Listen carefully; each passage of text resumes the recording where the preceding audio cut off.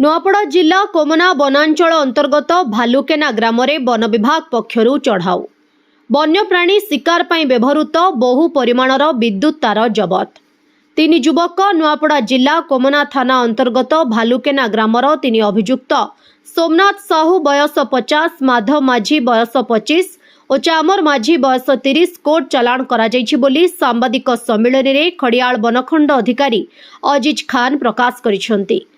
संपृक्त व्यक्ति मानंकठारु बहु परिमाणर विद्युत तार 22.1 मीटर 4.42 केजीर बाइंडिंग तार जहाँकि वन्यप्राणी मानंकु विद्युत करेन्ट दे हत्या करिबारे व्यवहार होइथाय। सेहीपरि छोट छोट जंतु और पक्षी शिकारे व्यवहार ठेकुआ धरिबा पई व्यवहार हेउथबा 24 गोटी फास, पक्षी फास 3.10 मीटर, बादुड़ी धरिबा जाल 26.5 मीटर जहाँकि वन्यप्राणी मानंकु हत्या करिबारे सहयोग करुथबा बहु परिमाणर उपकरण गुड़िकु जबत करिछि। जीवजंतु हत्या ही ना सत कथा से इलेक्ट्रिफिकेशन द्वारा बारहा मारे जाल बिछाई गाँ वाले धरले आमको हैंडओवर कले आम इनक्वारी कलु फरेस्ट डिपार्टमेंट आम रेंज ऑफिसर कोमना तरबोर्ड सेक्शन स्टाफ जाइकिना विद्युत तार सर्विस वेयर बाइंडिंग वेयर जोटा तम यूज हुए इलेक्ट्रिफिकेशन से गुड़ा जब्त कले आज 3 जन को फरवर्ड कराची टोटाल 4 जन से संपुक्त थे।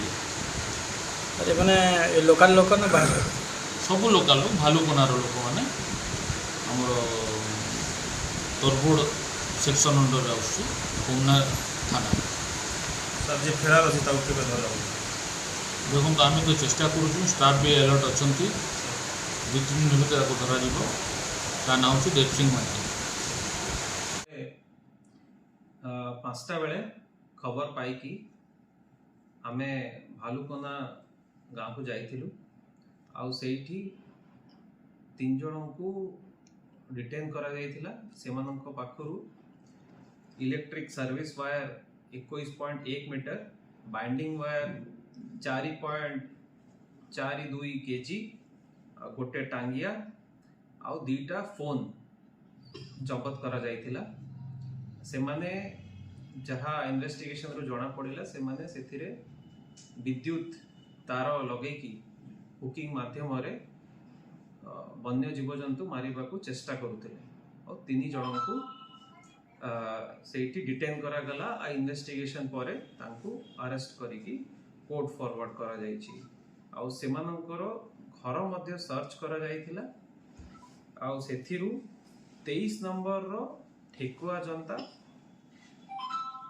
34.5 मीटर रो इलेक्ट्रिक सर्विस वायर 43 मीटर रो इलेक्ट्रिक सर्विस वायर जबत करा जायछि।